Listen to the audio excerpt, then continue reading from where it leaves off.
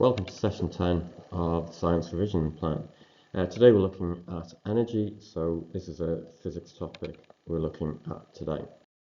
Your first activity is to list out the 8 stores of energy, and you need to give an example of each one, and your key words are stores.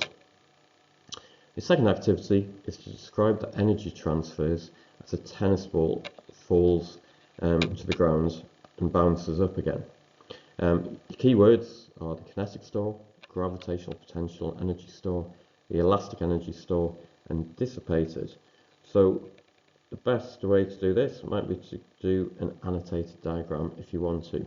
Show the tennis ball falling, and at its different points you can explain kind of what is happening at each point, something like that.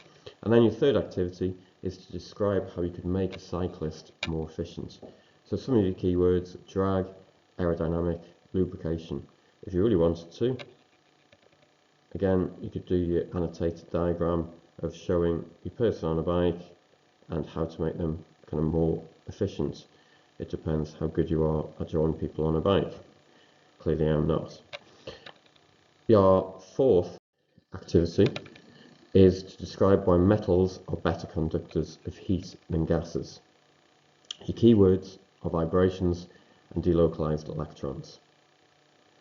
Number 5, your fifth activity is to describe 5 ways to insulate a house. Again, you could draw a little diagram of your house, and you could just annotate that diagram and highlight how you would carry out the insulation in your house.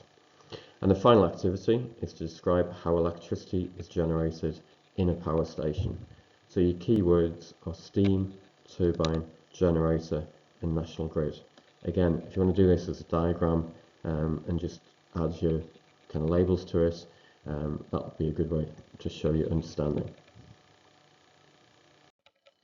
Now in question 7, you're going to explain the factors that affect how quickly a material heats up.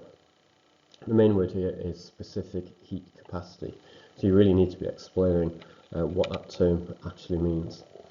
And then question 8, you need to describe the 4 different methods of energy transfer. So rather than it being a key word, here we've got the mnemonic HERM.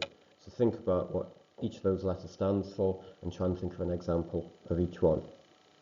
And then finally, quite a big task to do for this one, you need to be stating 2 advantages and 2 disadvantages of using fossil fuels, solar power, wind power, the tides, tidal power, geothermal, hydroelectric, and nuclear fuel to generate electricity. Now there are some common themes running within that, but there is quite a bit to do in there, but those kind of questions come up frequently on exams.